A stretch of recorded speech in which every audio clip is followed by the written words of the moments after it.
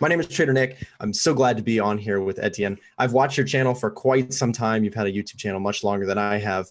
I'm just genuinely curious. You've had so many great people show on, come onto your show. I really just wanted to get an opportunity to come on here and just have an open discussion with you and hear more from you. I know as a listener of your channel for so long, one of the things that I was excited to see was kind of just to hear a little bit more from you. And now that I have a little bit of my own platform, I'm really happy to kind of get on a call with you and just discuss general trading stuff and kind of also just your story a little bit more. And so just kind of looking forward to having an open discussion today about your trading, about my trading, about, things we've learned.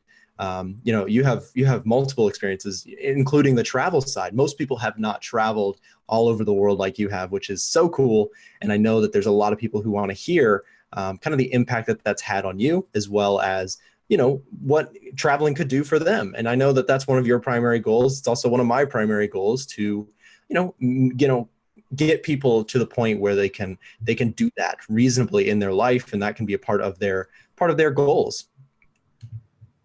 It's awesome. Yeah. Let's go with that. Yeah. So on your side of things, you've traveled all over the world. Is there any parts of the world that you're really looking forward to going to? Just curious. Yeah, there's Hong Kong, which is a place that I kind of want to go back all the time. It's kind of this go-to place that it's where everything for me started and kind of where I want to go back for some reason all the time. But there's some other place like Thailand here is like really fun. Vietnam is always fun. I go back there a few times a year. So it's all over the world, like different places that you kind of like, different vibes, I guess. And I just want to go back to them all the time. So it's not one place, like multiple places for sure. It makes sense. Yeah. Just curious.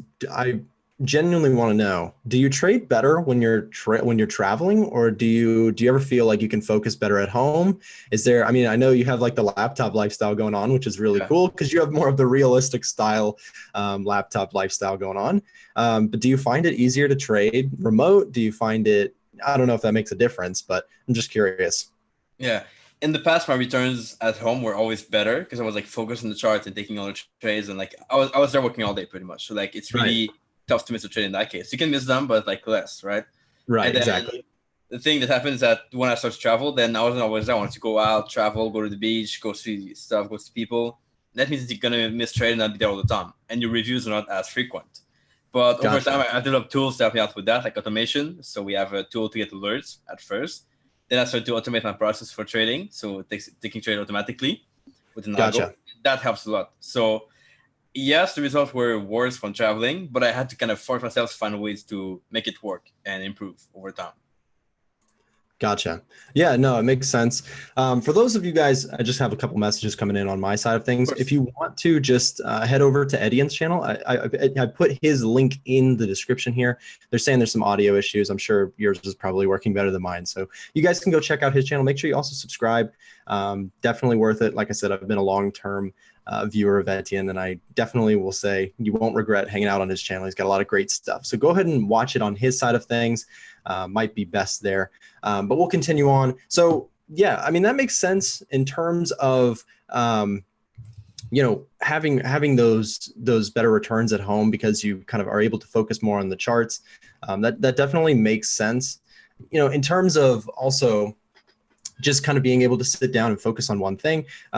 But the other perk, of course, with your traveling has been that you've had the opportunity to meet a lot of amazing traders in your journey, which most of us listening have not been able to do. I've had the opportunity to work with a lot of traders. I do have, mentorship services and that sort of stuff, but it's nowhere near, sitting down with, professional traders and hearing their stories often. And, how has that impacted you as a trader, taking it into your own kind of trading journey? I mean, there's so many different directions that people can come at with you. They can tell you this, they can tell you that. What has been, kind of maybe some of your most memorable moments in interviewing traders? I think the most memorable moments are like where kind of your perspective changes on some topic, whatever aspect that is. So for me, at the very beginning of my meeting traders, I started to kind of shift my perspective on different things, on the mindset you gotta have after a bad trade, on the mindset you gotta have after a loss, on how you should do things in the future when things happen, right? How you should improve, what you should look at. So these were the biggest ones. They were like really simple tips, not like things that would like shake earth and change everything, But for me, they make a big difference. So things like my first coach, which I also met in person first, telling me that I needed to look at the market phase in the market. I need to kind of not look at the setup, but look at the bigger picture first. Or me complaining about the loss to a coach and him saying like, oh, it doesn't matter. It's like just a loss. Like, what are you complaining about? Like, you should just keep doing the same thing again and again until you get some result, and go back after two trade or something and then look at the result. So these were like pretty big things. And I remember too that I used to be kind of also trying to find the perfect thing all the time. Perfect strategy, perfect setup, perfect way of doing things. Like, we all look for that. And then hearing from a trader, which I can remember who that is, I think it was Alvin Eng, a trader I met like a long time ago. And he said something like, well, like, just pick something average, and then if you want to make a return, increase a little bit your risk, and you'll make more return.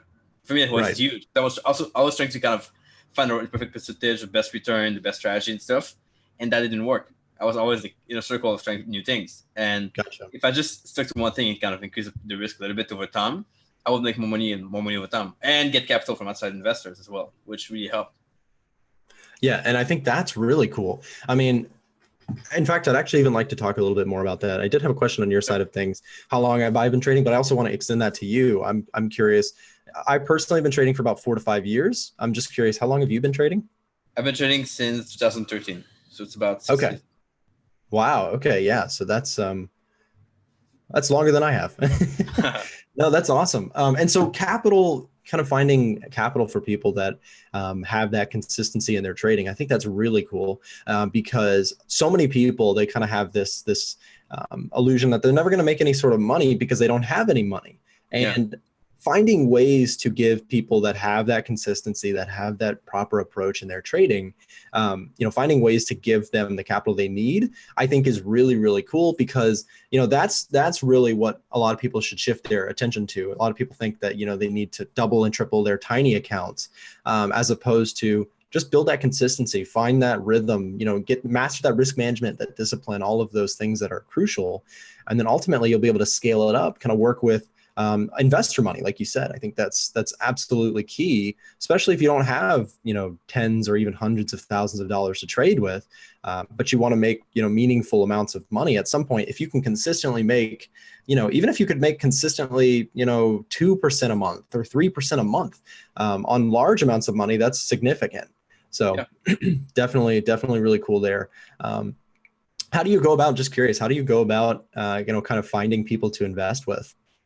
So I've always thought that when you make the right return and you have the right consistency in your trading, the right habits and everything around, it's easy to find capital. Like, you get relationships, you get introduced people, you talk with people online or offline, and you get opportunities that way. They might not come like from day one, but they come over time. And like back when I started trading for people myself, there was not like all of these platforms online that gave capital. Usually like there's so many of them, like we could like make a list of them, like could take like hours, right? And so these are helpful. You can kind of connect your account to them sometimes, and they see how you perform and give you capital. That's pretty simple. So that's one way. The other way is like the hard way, which is like relationship, talking to people, connecting with traders. But I think relationship over time are more powerful than just a website making capital, I think. So go out, show what you do, and eventually, if you're kind of smart enough, and if they set you confident enough in your approach, they will give you capital over time. Right. And it's interesting that you say that because I think, like we both work with a lot of traders. We both work with a lot of people in the space.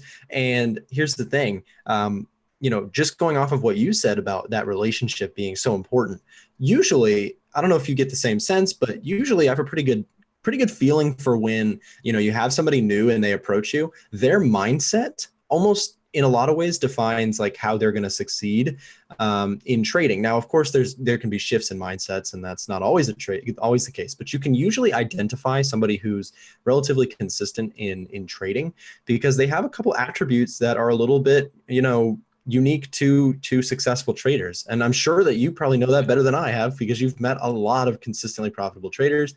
And maybe you could go into a couple details. I know I have a couple on my end I'd love to share as well, but I'd love to hear like what are some of the common traits that you see or you pick up on from those traders, those consistent ones that you've met in your journey, or even the ones that you sponsor or invest with. Any of those people, what are kind of some of those common traits that you see in them? I think the biggest thing is in terms of like mindset is being detached from the outcome. Like no one's gonna care about how many losses they have in a row. They completely detached from the outcome and they don't care. So I think that's something that I didn't have at first. It took me a long time to get there. And even today, like you can still get attached to a trade or whatever else in life. Like you get attached to a trade, a sale, whatever, a girl, whatever. It's the same thing. Right. So Right. these are things that you got to work on. And as soon as you get not attached to it and you kind of take a step back, and instead of being a trader, you are like a project manager, like a bigger, or like a CEO of your business. If you take that approach, then things are easy. Like you look at the result every 30 days, every month, you look at the stats, you take these big decisions from the bigger picture, and that makes it much better. So this is like, I think for me, the biggest thing, seeing yourself as a CEO, not a trader. Right. No, I love that. I think, it really is, it's a business. It's not, it's not a casino. I mean, you can play as the casino, but you don't want to be a player in the casino when it comes to trading. That will just end ugly. I've seen it happen too many times. But yeah, absolutely. Treating it like a business, taking that CEO mindset and taking ownership is another thing that personally I've seen. And the other thing that I just wanted to add was, I think probably the most important attribute of consistently profitable traders that I know, as well as what's really helped myself in my trading journey, is people that are usually more humble, they have humility in their trading, is what I like to call it on in our live podcast and that sort of stuff on our side. We talk about humility being so important. And, kind of the phrase that we use is that if you have any sort of arrogance when you come to the market, usually the market will take your money from you. Your ego kind of betrays you when it comes to trading. And so I definitely think that's very true. Treating it like a business really does kind of take it, you take that gambler mentality out and you do kind of bring in the humility and you bring on the seriousness of what it takes to run a business. If, I really do truly believe if you're going to trade, you're trying to be an entrepreneur. And to be an entrepreneur, you don't have, a set course and everything is not laid out for you. You kind of have to make your way. And so, just how we talked about earlier, you've met a lot of amazing traders and many of them have different styles. I think everybody has their own style. And I think that that's, pretty special as well. Is there's not some hardcore one size fits all trading strategy that's going to make everybody rich, because then otherwise, everybody would be doing this and it'd be easy. So I'm curious with your journeys and your meetings of all the amazing traders that you've had the chance to sit down with. Do you have any strategies or concepts, that stuck out to you that really made an impact or resonated with your own trading style? And maybe just talk about that a little bit. Do you prefer reversals, price action, that sort of stuff? I know I've seen, similar to my channel, we go into detail about all sorts of different stuff. So I'm just curious, what kind of do you favor in your interviews? Yeah, so these are not things that I got from interviews. They are things that I got from actually trying it out and seeing it work and or not work for me. Like it's really hard to learn like what style is best for you for a podcast or from a teacher. You got to do it yourself and see if it works. Right. So for me, I tried everything. Tried the breakout, tried trend trading, I tried reversals. And reversals tended to be the one that I was most comfortable with. I could find them, I could spot them, I could execute them easily without any issue. So I just stuck with that for a long time. And then the other thing is so I like to talk about before adding to that the market phase, looking at the big picture view of the market. And then the other way was like managing the trade, right? So how do you manage a trade for better performance? And I learned from different coaches about multiple take profit, having multiple plays to kind of take profit in the market. And that really helped me psychologically to kind of be more detached from the outcome. And so that's the other thing I've implemented. But those are like the main things. Like I kind of had to. The thing is that you might learn everything from like a podcast, or like a book, or like a video, or whatever, even like a course. But you gotta try it yourself first, right? Does it work? Does it not work? And you gotta kind of try it out, not perfectly at first, to find out what you're missing, to add it back to your trading after. So it's kind of know what you're missing, or only if you know the problem, that you can find how to improve it. If you just try to find like how to make it everything perfect from the start, how to make it work from like day one, then that never works, right? I've seen no trader like going in the market from day one, successful long term forever after. It never happens. Right. And comes back to the discussion we have with traders all the time. Like, do you think that we need to go through losses and tough times to become a good trader? And most of the time, the answer we come up with is like, yes, of course, we need these losses. Otherwise, how can you respect your risk? How can you be consistent? How can you go back every day if you've never seen the losses and the tough times? I don't think that's possible. Right. No, I absolutely agree. I think that, having those losses, having the painful trail behind you is absolutely key. I mean, there's a reason that people don't start out in trading and they just go right into being profitable, right? There's a time frame. There's a period of time where you have to kind of suffer, and you have to pay your bills when it comes to trading. It's like, if you want to start up a business, right, you have to pay your expenses. You have to, there's upkeep costs to starting a business. You don't just get to walk into, a multi-million-dollar business. You have to grow it from the start.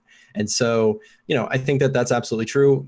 Having those losses, and maybe even more importantly, is learning from those losses, taking them as, paid lessons in the market. I really do think that that's, a good mindset to have. You either get paid by the market, or you pay for a lesson in the market. And that lesson might not necessarily be a technical one, right? You might not have to go change your strategy. It might be something as simple as, I almost moved my stop loss this time, but I decided not to. That's a huge improvement for me. That sort of thing. Like whatever you're struggling with in your trading, if you can execute properly, that's a minor victory in itself, because those are steps that you can take towards that consistency in your trading. With consistent results come from consistent approaches, and so being able to take those losses and learn from them is absolutely key, I think. Yeah, totally right. And people ask sometimes, like, so people have like a money goal from trading, right? They want to make X amount of money, like $1 million, Right. for example. And usually the reason, like, if they're not there yet, it's not because of like the strategy or the approach to the market. It's because of them. Right. They're not at the level to get $1 million yet, and they have to work on that first.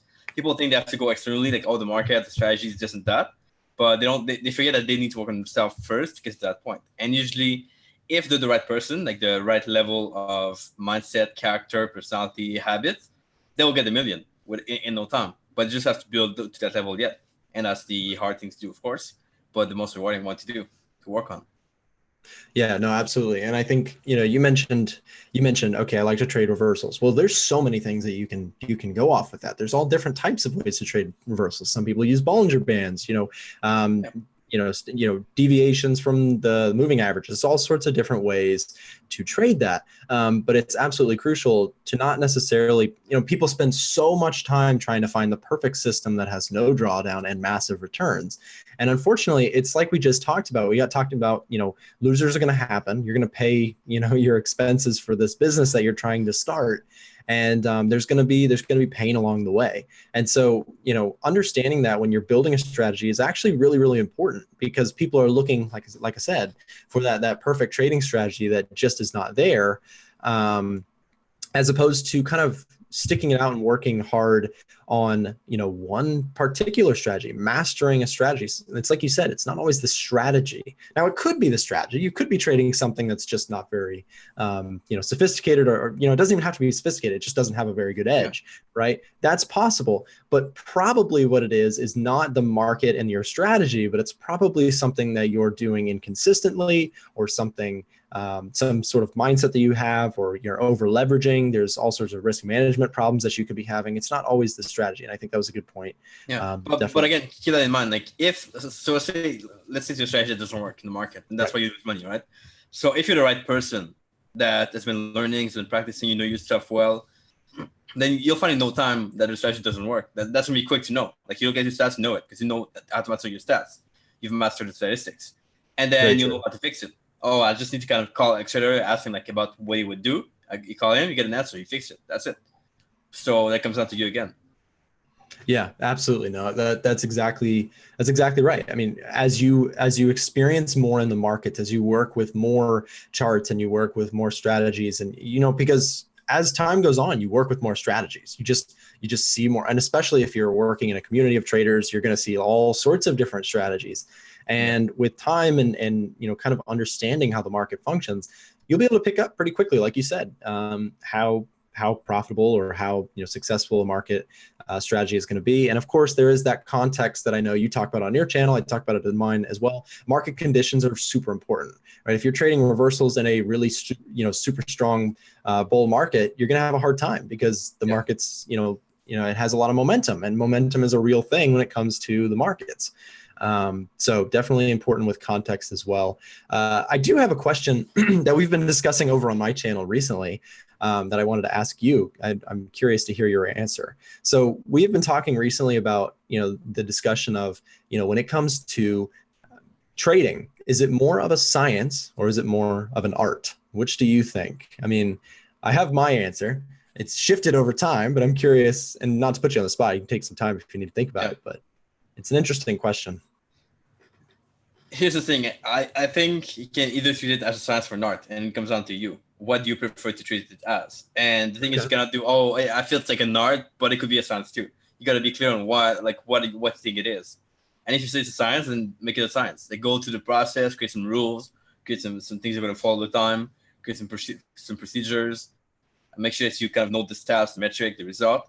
But if you say it's an art, again, it's an art. Then try to make it work and see if it works. And maybe go back. And this is not my skill. Like, I wouldn't treat it as an art. For me, it's a science, of course, because I see like systems and stuff. But if you think it's an art, then try it as an art. Just make sure you go back on the result, and the result will judge whether it's the right art or not. Whether your art's like crappy or good, it's gonna be the result, and the stats giving that in the end. Yeah.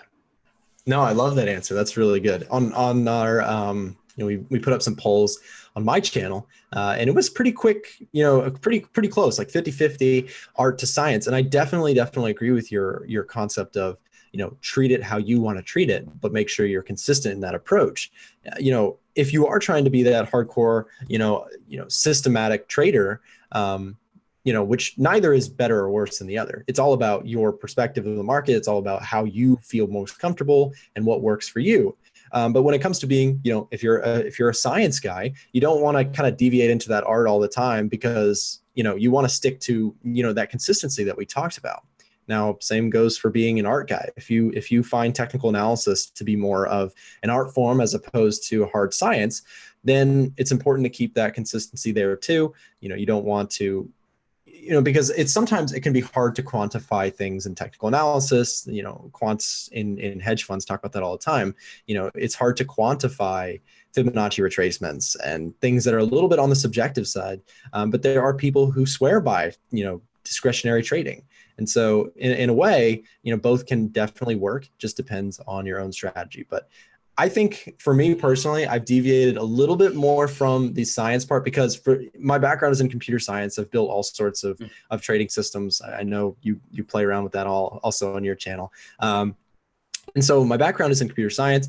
A lot of the trading strategies that I've built in the past have been that hardcore technical style. And to this day, I still have systems that I use in that regard. But I've also shifted a little bit in the sense of, understanding that some of technical analysis is going to be a little bit subjective.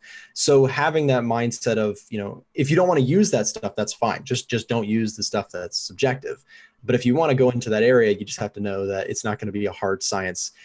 For me, going from that computer science to trying those concepts has been interesting, because I've been looking to quantify stuff that's a little bit more subjective, if that makes sense. But yeah, definitely interesting answer. I think the big issue is that people are going to kind of use the art example or the art reason as a reason not to do the work or to be lazy a little bit. So they're going to say, oh, well, here's my rule. But, I think now here, like, I can just like look and I think it's going to be fun. Then they have to trade for that reason. But absolutely, that's like flipping the border or going through the border that you shouldn't really go through. No, that's absolutely true. And it's not, it definitely is not or should not be an excuse to drop that, just because you have technicals, being scientific as opposed to artistic. It should still be, disciplined. It should be very, very rigid in your approach, and you should still have rules that you follow in your trading, regardless of whether or not you're more discretionary or scientific in your approach. Exactly.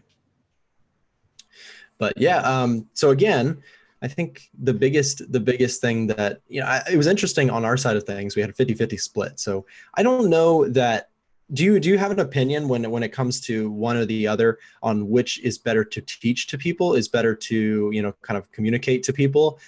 And I think both have valid points, but I'm just curious to hear what you think. To communicate what to people? What do you mean exactly? Like would you, if you're, let's say you're working with somebody who's new to trading, they don't know much about it. Would you more push them in the direction of, hey, you should check out more of the science side of things? Or would you say, hey, check out some of the art side of things first? No, so first you check their personality. Like what are they best at? You can do this by doing like a disc profile test, and that's gonna tell you like what they're gonna be more focused toward, like what they're gonna be the best at. And then don't teach them like science or systems if they're not good at that. That's gonna be a waste of time. But if you're not good at like art, like I wouldn't be good at that. Like teaching someone straight discretionary, no, like wouldn't work. So I'm gonna push them someone else that's gonna be better at teaching that. So gotta teach like what you know, of course, and make sure it's adapted to the right person. Absolutely. No, that's a great answer. I think that knowing your personality is really, really important when it comes to trading, not even just for strategy development, but also just for understanding, how you respond. I know I was having a conversation with one of my subscribers recently about how to handle trades that are in drawdown, because it's inevitable. It's going to happen to everybody. You're going to have times where the market just doesn't want to do what you want it to do, and that's okay. But how do you handle those moments of drawdown? And personally, my approach, what works for me is I like to take a walk. I just like to walk away from the charts and to kind of just separate myself a little bit, just kind of take time to relax, to come back fresh with that renewed mindset, I guess. Just because it helps me never to, make mistakes that you will regret, because if you start deviating from the path, there's nothing that good. You might win a trade because of it here and there, but ultimately it's going to build those habits that really can kind of be destructive to your trading. But in terms of building those habits, do you have any sort of routines that you go through when it comes to trading? Do you shower first? Do you listen to music? What kind of things do you have when it comes to your trading in your routine? Of course, so that's going to vary a lot based on whether I travel or not. Like I tend to not have the same routines, of course. But let's talk about like when I travel. Well, there's three things I have all the time. So one of them is like a preparation like in the morning. So I tend to kind of get my work done, like the training work done in the morning first thing. Right. Otherwise, I tend to not do it too much, or I forget, or things come up in the way and stuff, and the results are different. So I want to do the training first, meaning I'll wake up, look at the chart, go through all the pairs, and then once I'm done, then the day starts, and that's it. And for me now, it's like this is like the only task I have to do for my trading in a day, like that I really have to do. Then the other things are like on the side. They're like things I have to do like at the end of the month, like a review. So every 30 days, it's on my calendar all the time. So at the end of the month, I get an appointment for like 2 hours. It's gonna be usually like on a Friday. So look at all the trades for the past month and classify them, tag them, look at all of them. So that's something I do all the time. That's kind of a routine as well. Then more in depth than that, I have like what I call a get back up ritual. Like you talk about, like when you have a drawdown, a tough time, how do you get back up? That's for that reason. So for me, it's like music, going outside, of course, take some time off the chart. And I found that usually like in a drawdown, the less you do, the better it is. So, like the more you go away and do something different, the better it gets. The other thing you could look at is like, if like for me a drawdown is like really tough, I'll print all my charts and look at all of them for the past month or so, just to look at like what happened. Is it me or the market? Something I do like in extreme cases, but I've been doing this like about 2-3 times in the past 6 years. So it's kind of helpful. No, absolutely. I think having that sort of routine, having some sort of plan in place to protect yourself is so key. And you said it's music. You said it's going outside, and I'm sure traveling is part of that too. Having that ability to kind of just separate yourself from your trading, and ultimately to realize that things are just gonna go wrong sometimes. And like you said, I really love what you said there. Understanding that sometimes the best thing you can do is just to do nothing, is just to walk away from your charts and from your trading. Sometimes that really is the best thing, because trying to kind of muscle your way out of something sometimes can actually create a lot more problems than good. And kind of finding that peace and just learning to do nothing is actually really, really gratifying. It really can help your trading for sure. And one other thing which I think is important to mention is the fact that you might want to go outside, like go from the chart, go outside. Well, people forget that like the best way is to kind of go offline, like turn off your phone, whatever. Because like if you go outside, look at Facebook and do some other work and stuff, it's not the same. You don't really recover. Like you want to be able to recover, which means going offline, not looking at anything at all, like just purely offline. That's usually much better, even for me. Absolutely. And it's really hard to execute on if you have a lot of work to do and stuff coming up and everything. But if you do it, then it's really rewarding over time. Yeah. Just curious, do you meditate at all? Yeah, I do. Yeah, yeah. That's awesome. I'm looking to get into it. I've been listening to some people who talk about it. I don't know a lot about it, but definitely looking to get into that. And I think you kind of triggered that question because mentioning you go outside and you're actually outside and you're present with what you're doing. Even leaving the phone at home and just taking a walk without it for me it's a different experience Oh because yeah, yeah. it's entirely like your only entertainment is yourself, your thoughts, and your surroundings. And it's an amazing, way to kind of disconnect from everything, especially not to mention if you have your phone on you, you can still check your trades. So you want to Yeah. remove that temptation, remove that, what's there.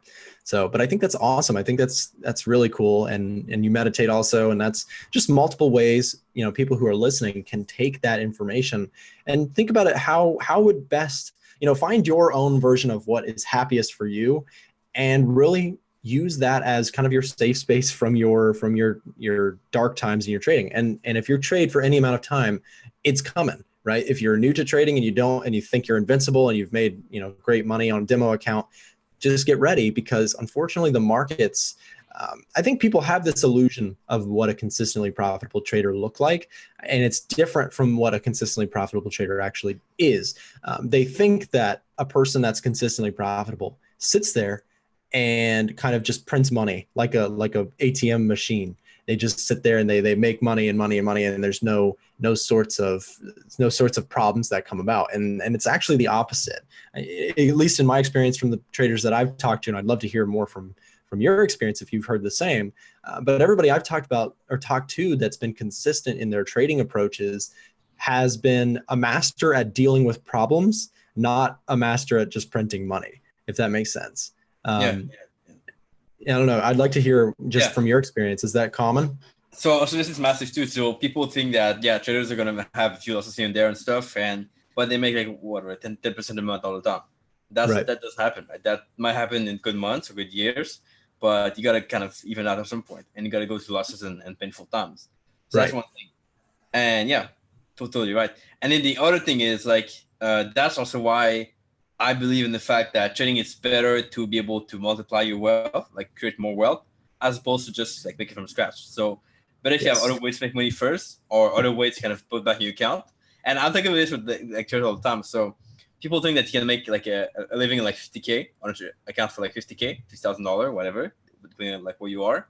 But what if you want to grow and become better and bigger in your account? What if you want to have like $1 million in your account later?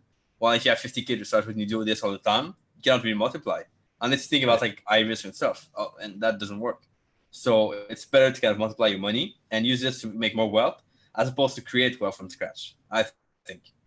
I absolutely agree. And that kind of comes into the realm of risk management, right? Because it comes into that realm of, if you have $50,000, well, let's say that your living costs, let's say that you need $20,000 a year. And you've done videos on this and I've done videos on this, so I won't go too in detail, but shortly put, it's like if you need $20,000 to live, well, $20,000 on a $50,000 account, that's 40% a year. And that's a really, really big return to do consistently. You can have years where you make 40%, absolutely, but there's also going to be years where you make a lot less than that. And occasionally even negative times, right? So there's just going to be that realistic side of your trading.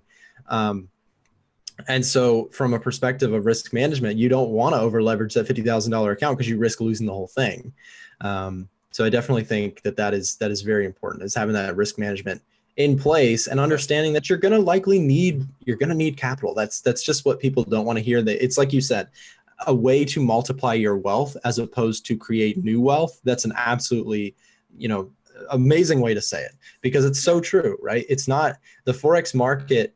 The way I say it on my channel is there's a reason that people who go to, show up in Wall Street and in the Forex banks and they're trading in hedge funds, right? They show up with suit and tie. It's because this is a business and it's not something that you come in and you just double and triple your money really quickly. Because why would those guys be going into work every day if they could just double and triple money really quickly from home, right? They go into work because this is a business. It's a professional situation. It's not something that's easy, or, it's not meant for people who have no money to make a ton of money really quickly. Now, if you have a small trading account, it goes back to our original conversation about kind of getting funded. I think that's so powerful that those resources are out there now. If you can build that consistent report on your trading and you can show that there's, profitability there and consistency over time. If you found investors, suddenly your consistency would mean so much more than all of that trying to double and triple accounts. Yeah. It's not easy, but it's something that's attainable, you know? Yeah, and this is why I ask people all the time. Like, and I find it so funny because people always have the same answer. So I tend to ask people like, well, do you want to make 100% on your $20,000 account? Or do you want to kind of find $1 million from someone else and make 20%? Right? Much bigger difference. So people always take the option of like taking for someone else, of course, because they make more money. And that's what you got to think about. Like, and it's a business, like that's a business again, not like a hobby, right? Make it big and you might as well aim high as opposed to just wanting to show your money and be small and just a trader. Right. No, very true. And I love that because, you know, if you start to look at something like 20%, or even let's say you're even just shooting for 10%, let's say that's your margin of, let's say that's a reasonable amount per year that still technically is right around beating the S&P 500 in the last, like, I don't know, however long time, right? 100 years, like 5 to 9%, something like that, right? If you're beating that, you're already doing fantastic. Right. So anywhere up from there is even better. And so if you do that on a large enough account, let's say eventually you had investors with $10 million, or let's just say $1 million, right? Just 10%, that's $100,000. That's a reasonably nice size amount of money, especially when some people living in different parts of the world. I know you've mentioned that on some of your videos. It takes more or less to live in different parts of the world. And so that could be a huge opportunity for people who are not in less expensive countries. Yeah, but again, the problem people come across that they're gonna look for financing first and then learn trade after. That doesn't work. You gotta be able to build a skill first. Forget financing for that. Like for the next 6 months, I'll think about it at all. And then like once you've made the result and you're good and you're the right person, the money will come to you automatically. Don't even have to look for it. It's gonna come. Right. No, it's it's very true.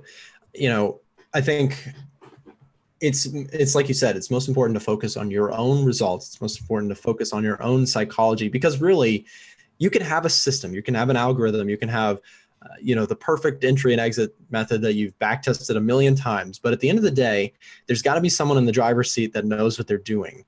And having that psychology that we've just spent some time talking about, and having that, methods for dealing with losers and risk management in place.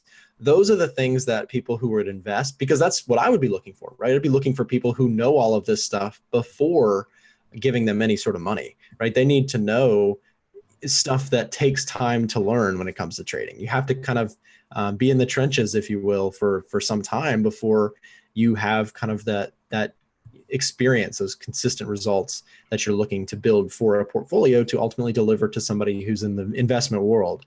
But like you said, they will find you. It's not going to be the other way around.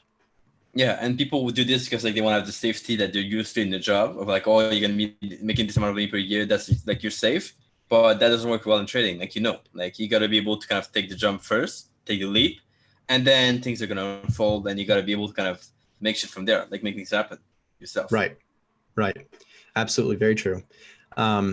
It's not an easy thing to get funded, I know, but that's like we talked about. It's primarily it should be focused internally, and then the good things will come to you. I think that's such a good way to put it, and a lot of people need to hear that, I'm sure.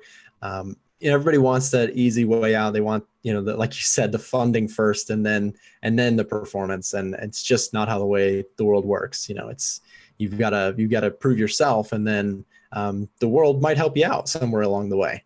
But definitely a really cool experience, and something that I know a lot of people don't even know exists. A lot of people don't even realize that, okay, you could get funded if you can generate that consistency in your trading. And it doesn't mean you have to make 30% per month. That's not what they're looking for. In fact, I would argue that probably a big institution or investor doesn't want to see 30% per month, because they know that the risk is going to be huge. Yeah. And so they're not going to want to put any money on that. They're going to want to see that consistency of, 2 to 5%, maybe even max, right? They want that consistency that they could work with on a large portfolio and with relatively low risk. Yeah, so you gotta put it this way: like the investors of the firm or whatever always care about the risk more than the return. Right. And that's how every trading, professional should look at the market, right? In my opinion, I've never met somebody who's more interested in the reward than the risk that was also consistently profitable. But I've met a lot of people who are not consistent, losing a lot of money because they're interested in the reward and not the risk. They don't want to hear about the risks. They don't want to hear about, small position sizes are something that I preach constantly on my channel. I think that they go a long way. They change, the risk management on your portfolio is key. It's absolutely crucial to trading success, in my opinion. And so those small positions are huge. And so, just little things like that you pick up along the way that you adjust in your trading comes with time, but that's how you build kind of that consistent portfolio that would get you to the point that you could have investors come along. Yeah, exactly. And you can either say, oh, like I'm going to try to risk less and make a lot, or you're going to say, well, I'll do it smart now and take it right. But in both ways, you end up at the right place, at the same place later. It just depends, like, how do you want to kind of experience first and see that it doesn't work to be able to come back and make it work right? Or do you want to just make it right from the start? It's up to you. Right. Both ways. Absolutely. And with that, actually, I have a similar question. So you mentioned kind of adjusting first and then kind of working from there, as opposed to making all the mistakes and coming back. Obviously, there's going to be that margin of people need to experience the losses for themselves. They need to figure that out and then ultimately figure that out. But I do want to say also, what is your opinion and your take on, I've seen it in one of your videos. You talk about your experience with mentors and with people who have kind of helped you along the way. And earlier in the stream here, you mentioned the fact that, ultimately you kind of have to build your own way. You have to find your own strategy that works for you. But how valuable was that mentorship for you along the way in terms of helping you get to the point where you found that consistency in your trading? I want to say like this is what changed everything, but it's not really true. So it changed a lot, but it didn't change everything, because I still have to do the work myself. And you might improve one way, but you have to improve other ways later, right? So there's never going to be this one course, one program that will change all your life, everything, and you're going to be like successful or profitable forever. It doesn't work.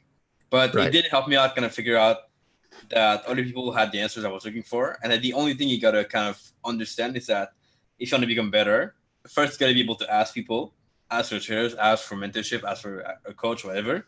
And you got to be able to apply the advice after. If you're willing to ask, like, kind of take other people to learn, then you're going to be good. You're going to improve. But It's a bit ridiculous to think that you can expect to make $1 million per year when you don't want to pay for any advice. You just want to get all the free advice. Like, why would that make sense? Do you think like a business like Apple or whatever company, do you think that they would be kind of going out and getting free stuff to be able to reach their like $1 million goal per year? No. They pay for stuff. They look for a return on investment. And that's the same thing you should look at as traders. You want to buy a course or a program for coaching? Yeah, buy it. And if you pay $10,000, I gave you like $100,000 per year. That's a good investment for me. That makes sense. So you got to look at like what that's going to give you. Right. And it is funny how people, I've bought my fair share of courses and my fair share of mentorships and stuff in the past. And I would say it has ultimately helped to shape me get to the point where I've gotten in my own trading. And I think that finding the proper mentor, I know you mentioned that in some of your videos, finding that proper mentor, it's not easy, right? There's people out there, but they're not easy to find.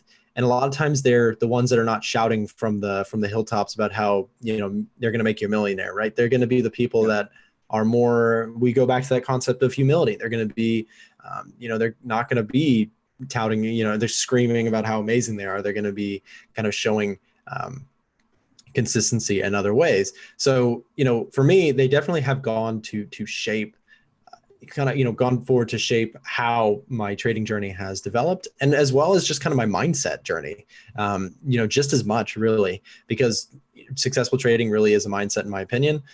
And so having mentors along the way that are already there is so helpful. But ultimately it goes back to that concept that you mentioned.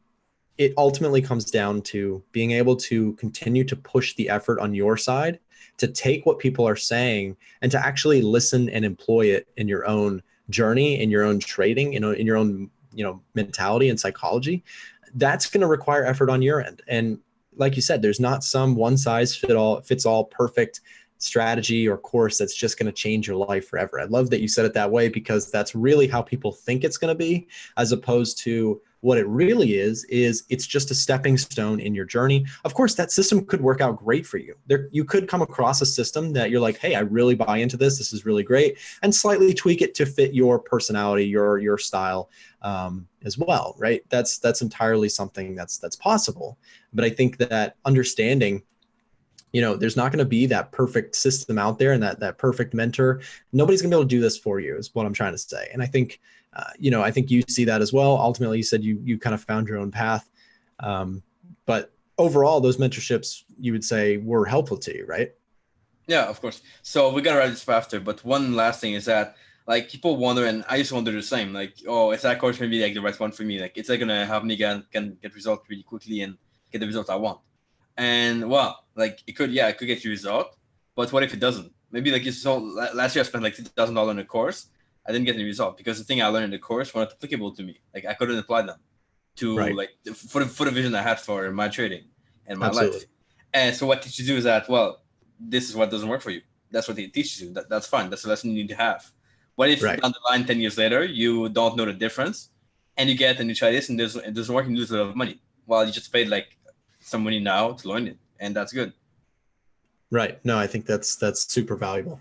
I just want to say thanks so much for having me on. Seriously, again, I've been watching your YouTube channel for quite some time. I've shared it with countless people in my community, and really anybody who's listening on my side of things, I definitely recommend you go check out Etienne's channel. He's got so much stuff, so many helpful tips and tricks for traders, and interviews like mine, as well as dozens and dozens of other ones that many of which I've poured through myself. So again, thank you so much for having me on. Awesome. Thanks, June. We'll put a link for your channel in the description for this video on my channel. We can check it out and find me there for sure. Awesome. Look forward to meeting some people and sending people your way as well. Thanks so much again.